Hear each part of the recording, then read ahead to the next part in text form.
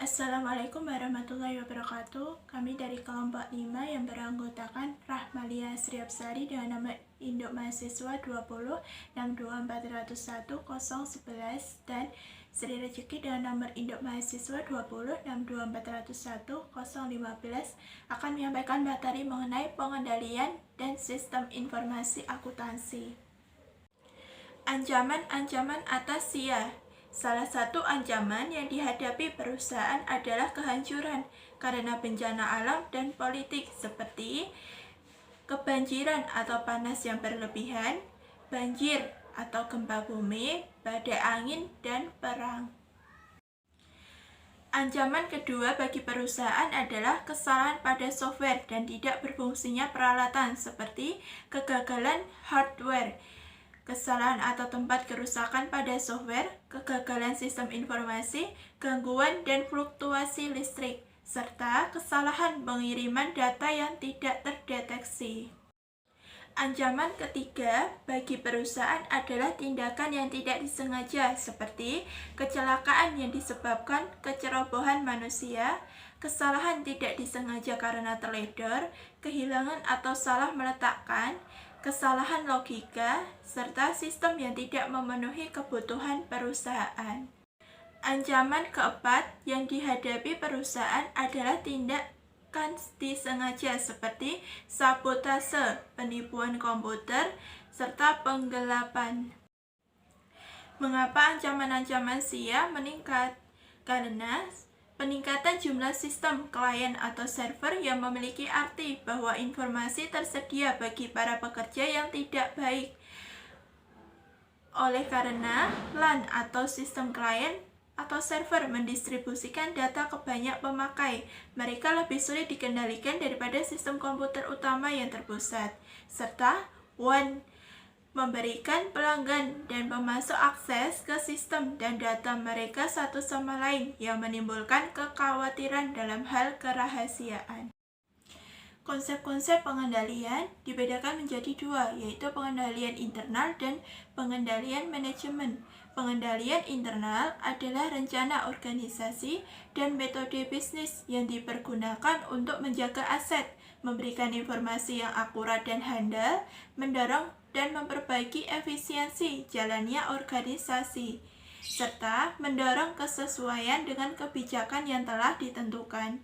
Sedangkan untuk pengendalian manajemen adalah suatu upaya sistematis yang dilakukan perusahaan untuk mencapai tujuannya dengan cara melakukan perbandingan atas prestasi kerja agar sesuai dengan rencana awal dan menciptakan tindakan tepat untuk mengoreksi setiap perbedaan menyimpang. Klasifikasi pengendalian internal dibedakan menjadi 4. Yang pertama, pengendalian untuk pencegahan, pemeriksaan, dan korektif. Kedua, pengendalian umum dan aplikasi. Ketiga, pengendalian administrasi dan akuntansi. Keempat, pengendalian input, proses, dan output. Committee of Sponsoring Organization. The Committee of Sponsoring Organization or COSO adalah sektor swasta yang terdiri dari 5 organisasi yang meliputi 1. American Accounting Association, kedua American Institute of Certified Public Accountants, ketiga Institute of Internal Auditors, keempat Institute of Management Accountants, 5. Financial Executive Institute. Pada tahun 1992, COSO mengeluarkan hasil penelitian untuk mengembangkan definisi pengendalian internal. Penelitian COSO mendefinisikan bahwa pengendalian internal adalah sebagai diimplementasi oleh Dewan Komisaris Manajemen dan mereka yang di bawah keduanya untuk memberikan jaminan bahwa tujuan pengendalian dicapai dengan pertimbangan hal-hal berikut, yaitu yang A. Efektivitas dan efisiensi operasional organisasi, B. Keandalan pelaporan keuangan, C. Kesesuaian dengan hukum dan peraturan yang berlaku. 5. Komponen model pengendalian internal KOSO yang saling berhubungan. Pertama, lingkungan pengendalian. Kedua, aktivitas pengendalian. Ketiga, penilaian risiko. Keempat, informasi dan komunikasi. Kelima, pengawasan atau monitoring. Penelitian oleh Information System Audit dan Control Foundation.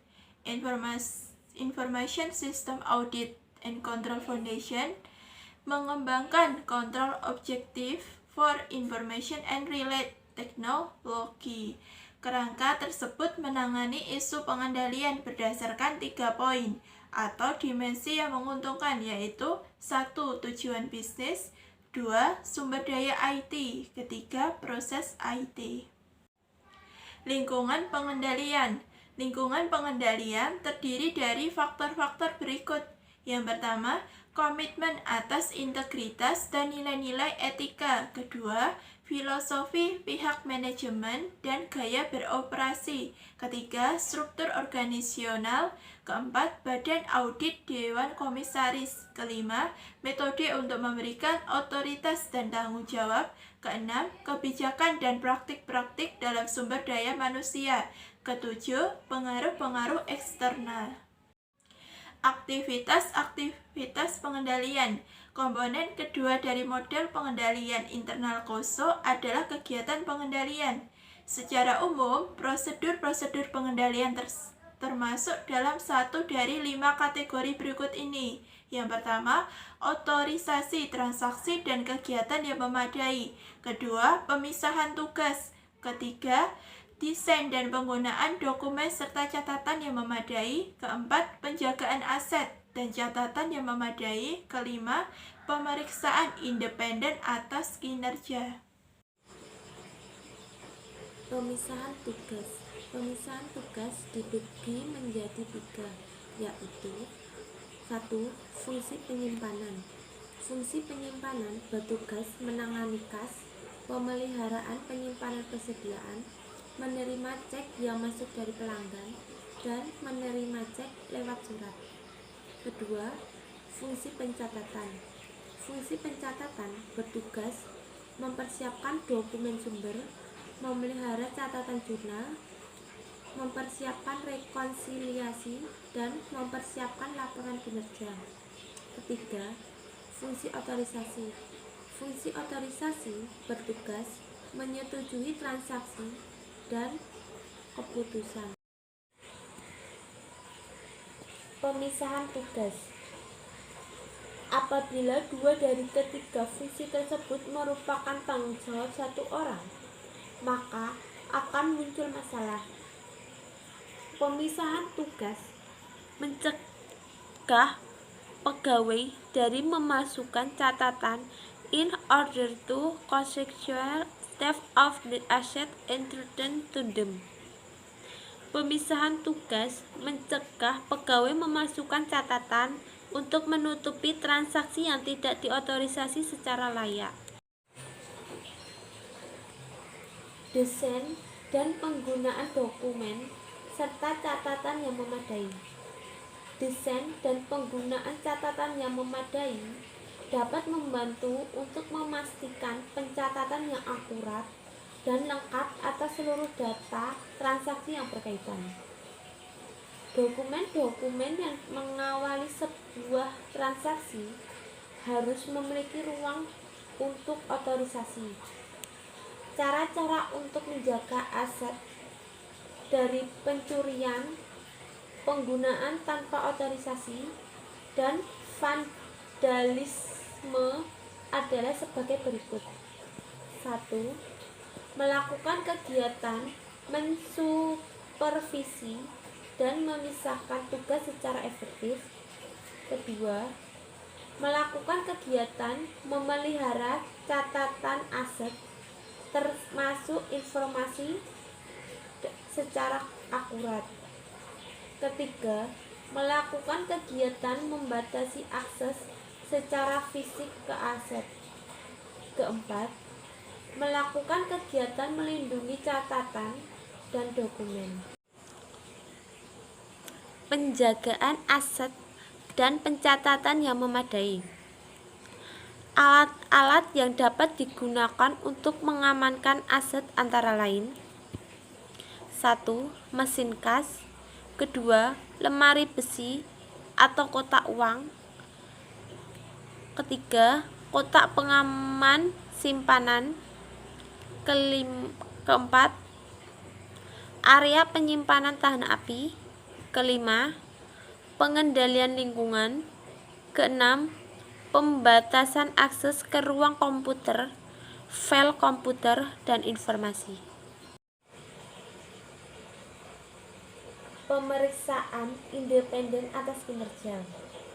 Pemeriksaan internal digunakan untuk memastikan bahwa seluruh transaksi yang diproses secara akurat adalah elemen pengendalian lainnya yang penting. Jenis pemeriksaan independen antara lain: 1. Rekonsiliasi, 2. Rangkaian catatan yang dipelihara secara terpisah. 2. Perbandingan jumlah aktual dengan yang dicatat. 3. Pembukuan perpasangan. 4. Jumlah total batch. Pemeriksaan independen atas kinerja. Terdapat 5 jumlah total batch yang dipergunakan dalam sistem komputer, yaitu: 1. Jumlah total keuangan. 2. Jumlah total lain-lain adalah jumlah file yang biasanya tidak ditambahkan. 3. Jumlah catatan adalah jumlah dokumen yang diproses. 4. Jumlah baris adalah jumlah baris data yang dimasukkan. 5. Uji kesesuaian baris dan kolom. Banyak lembar kerja yang memiliki jumlah total baris dan kolom. Uji ini akan membandingkan jumlah total dari setiap jumlah dalam baris dengan jumlah total dari setiap jumlah dalam kolom untuk memeriksa apakah jumlah mereka sama atau tidak. Penilaian resiko. Perusahaan menghadapi jenis-jenis ancaman sebagai berikut ini. 1. Strategi: melakukan hal yang salah. 2. Operasional: melakukan hal yang benar tetapi dengan cara yang salah. 3. Keuangan: adanya kerugian sumber daya keuangan, pemborosan, pencurian, atau pembuatan kewajiban yang tidak tepat. 4. Informasi: menerima informasi yang salah atau tidak relevan, sistem yang tidak andal, dan laporan yang tidak benar atau menyesatkan. Perusahaan yang menerapkan sistem AD harus mengidentifikasi ancaman-ancaman yang akan dihadapi oleh sistem tersebut, yaitu: 1. Pemilihan teknologi yang tidak sesuai. 2. Akses sistem yang tidak diotorisasi. 3. Penyadapan transmisi data. 4. Hilangnya integritas data. 5. Transaksi yang tidak lengkap. 6. Kegagalan sistem. 7. Sistem yang tidak kompatibel. Penilaian resiko. Beberapa ancaman resiko yang lebih besar karena probabilitas kemunculannya lebih besar. Misalnya: 1. Perusahaan lebih mungkin menjadi korban penipuan komputer daripada serangan teroris. 2. Resiko dan penyikapan harus diperhitungkan bersama-sama. Perkiraan biaya dan manfaat. Tidak ada sistem pengendalian internal yang dapat menyediakan perlindungan anti penipuan terhadap seluruh ancaman dalam pengendalian internal. Biaya atas sistem anti penipuan akan menjadi halangan.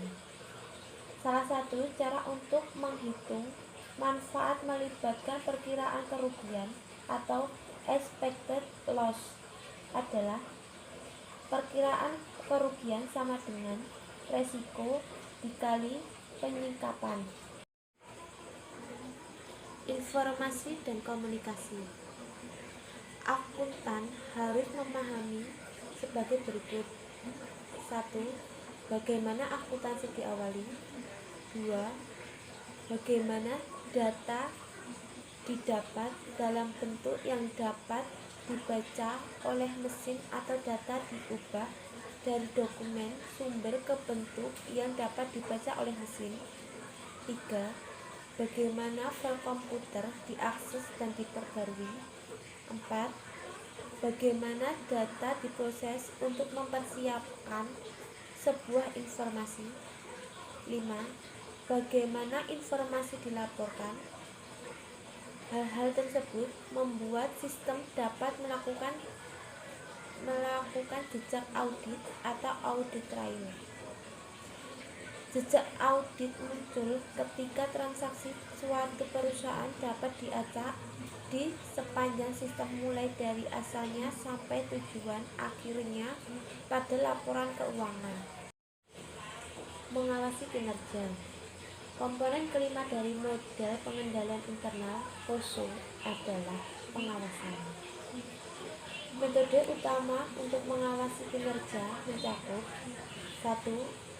Supervisi yang efektif. 2. Pelaporan yang bertanggung jawab. 3. Audit internal. Sekian presentasi dari kelompok kami. Kurang lebihnya kami minta maaf. Wassalamualaikum warahmatullahi wabarakatuh.